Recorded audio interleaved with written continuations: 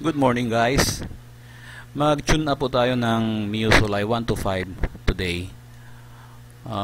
It's been 6 months na hindi na to na-adjust yung valve clearance niya.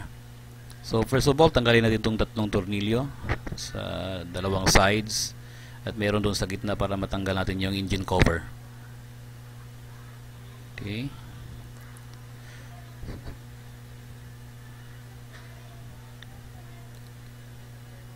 So after matanggal natin yung engine cover, isunod naman natin yung upuan. Yung iba, nag-tune up, hindi natin natanggal yung upuan, yung mismong cover lang. Pero ako, or para sa mga beginners, mas maganda tatanggalin yung upuan para malaki yung space, yung working space mo. Di ka mahirapang magdukot-dukot sa ilalim.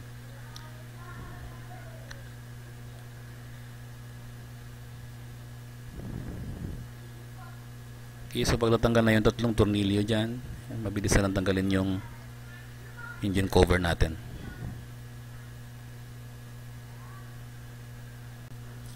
Isunod naman natin yung pagtanggal ng upuan. So merong 4 na tornilyo, 10 mm. Pwede kayong gumamit ng T-wrench dito. So yun, meron dun sa loob ng mismong upuan at meron dun sa gilid. So in my case, gagamit ako ng itong impact wrench ko.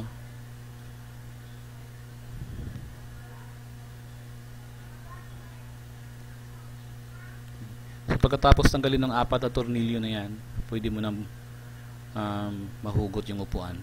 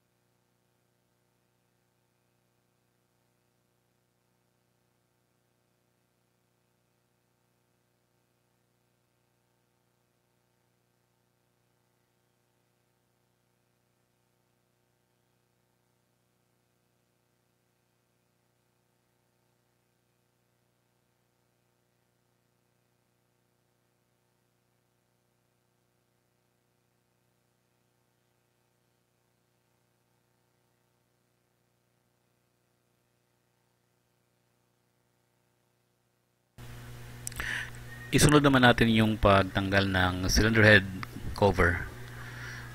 So unahin natin yung breather hose, pagtanggal, at isunod naman natin pagkatapos yung dalawang tornilyo. 10 mm din yan mga paps.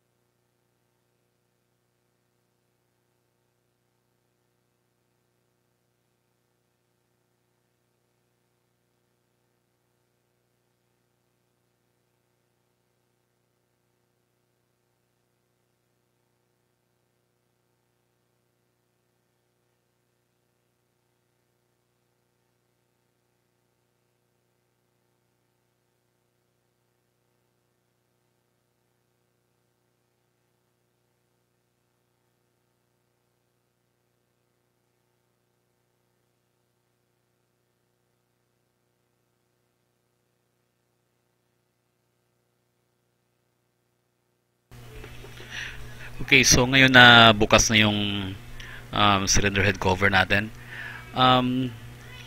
One thing na very important, kailangan nating makuha yung TDC or top dead center ng ating engine bago natin pwedeng gawin na yung proseso ng pag-adjust ng valve clearance. So there are two ways kung para makuha natin yan. First, tanggalin natin tong fan cover sa gilid, and then yung isa naman ay doon mismo sa may bandang cylinder head, sa may timing chain gear, mayroon ding mga markings doon para makuha natin yung TDC. So in my case, ginagawa ko both para makasigurado lang. Kailangan yung markings dito sa fan cover at saka yung markings doon sa may timing chain, kailangan tutugma sila.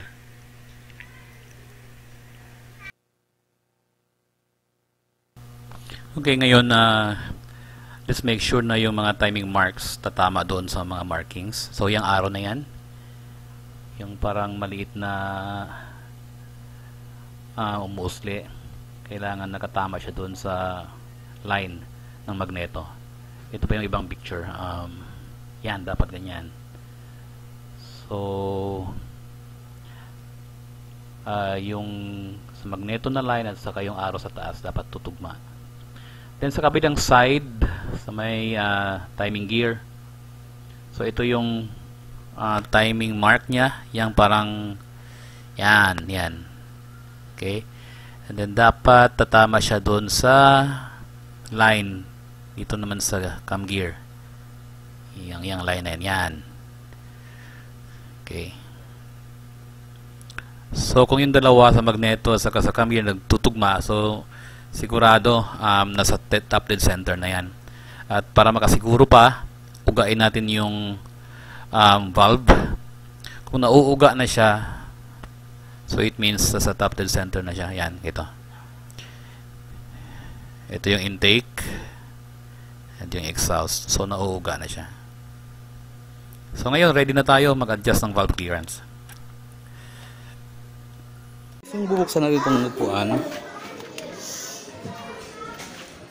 meron po siyang sticker dito sa gilid.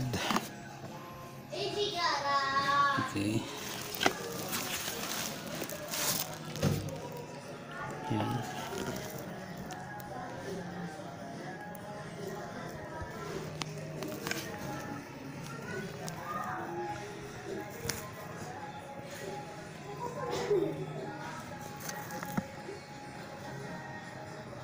So makikita po natin dyan kung ano yung tamang clearance ng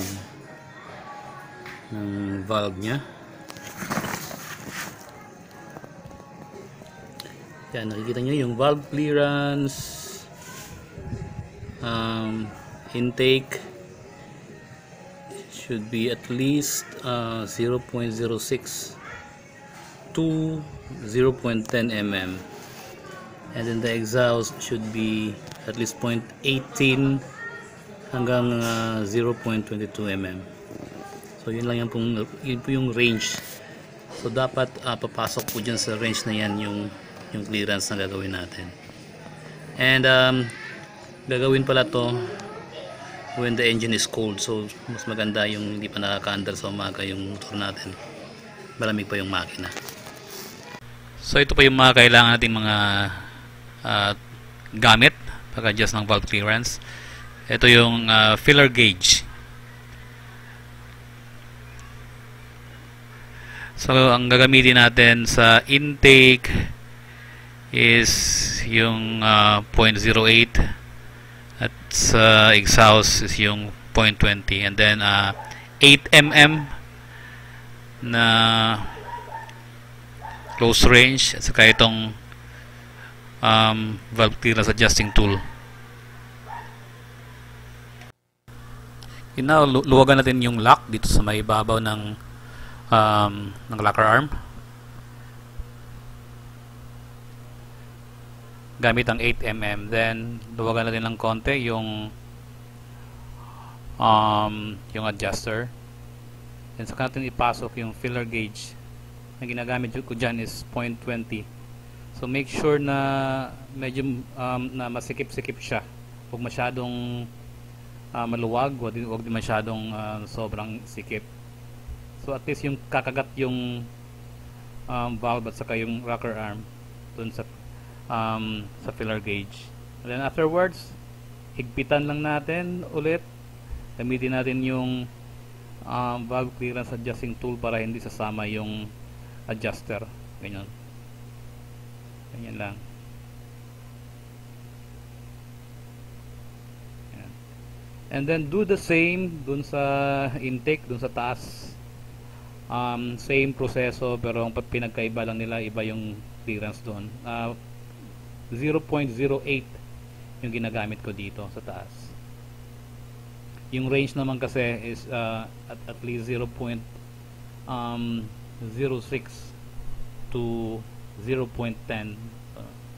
Nasa gitna lang ako na nagbabase. Okay, then ilagay na natin ulit yung cover.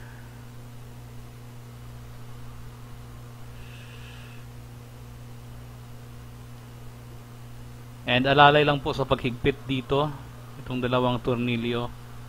Hindi tayo pwedeng hindi natin to pwedeng sobrang higpitan talaga kasi madalas nababali itong tornilyo na to pag sumusobra ka sa higpit. Okay, and ibalik yung breather hose, and yun, pwede natin i-testing. And mga paps, huwag niyo pong kalimutan i-subscribe and i-like tong channel ko. Maraming salamat sa panonood at hanggang sa muli. Thank you.